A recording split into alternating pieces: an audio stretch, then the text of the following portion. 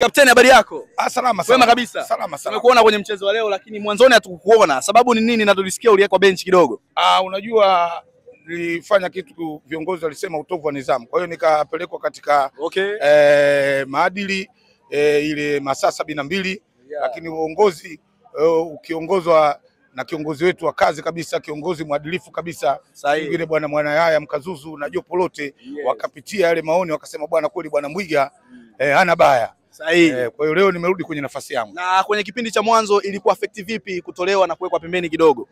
Mimi sikutoka. Mimi sikutolewa. Mimi nilitoka mimi mwenyewe kutokana kwa sababu gani? Niliwaonyesha watu kwamba uzee wa Simba sio ujana afisi. Na nyani hata zeke vipi halali chini. Kwa sababu mimi nadhani katika mashindano haya ndio mchezaji mzee kushinda wote. Naona kwenye mashindano yao kwa umri wao upo juu zaidi ya wengine. Kwa hiyo waandae zawadi kwanza.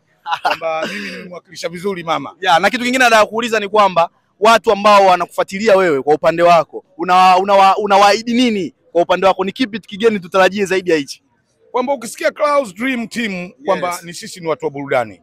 Sisi bwana, ukianzisha kitu chochote cha burudani sisi tutakusupport. Hata ukianzisha mashindano ya kuku. Kweli tunatoa pongezi kabisa kwamba Samia Cup imeleta mapinduzi makubwa kwa sababu vijana wako wengi. Hasa sisi ambao tunakamata mabunzi au visemeo hivi kwenye maredio sio tunakaa tu mle tuonyeshe, kwa sababu unajua huwezi kuona uzabucha alafu watoto wako wanakula mboga za majani. Haiwezekani. Umeona bwana? Sasa wewe bingwa kila siku kuwalaumu wachezaji ni sasa tunakuona. Ndio maana katika timu yetu umeona cream yote ya sports. Umemwona Shafi Dauda pale.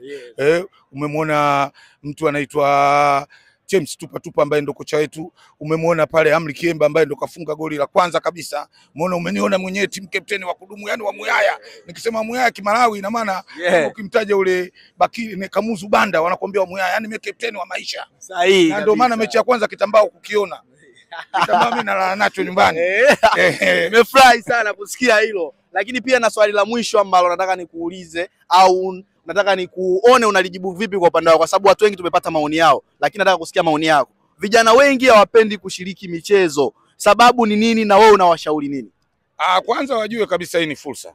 Sahihi. Wewe unaona kwa mfano Aziz Ki ndio kaja hapa kamuoa mtani wangu Hamisa Mobeto kwamba ina maana kwamba ni fursa. Sahihi. Unaona Aziz Ki hapa alikuja yeye tu kama yeye lake.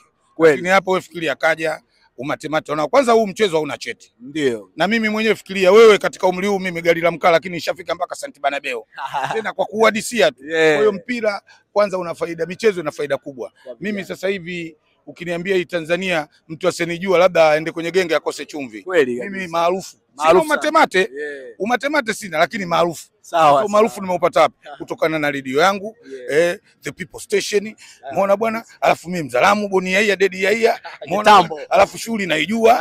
Back in a day bwana. Sio mimi rugwa valuvalu. Sahihi kabisa. Au sio bwana? Bwana, tukiwa na captain kwa majina mimi namuita hivyo, amekuwa akikiwasha leo kwenye upande wa timu ya Clouds. Tupo naye hapa. Nashukuru sana. Mimi ndo Mwiga Mbuguke kwa nyane kibwa mkia tema mata kushoto fikia kule ball control ball balance ball tactics ball brain dukina danga che. Bwana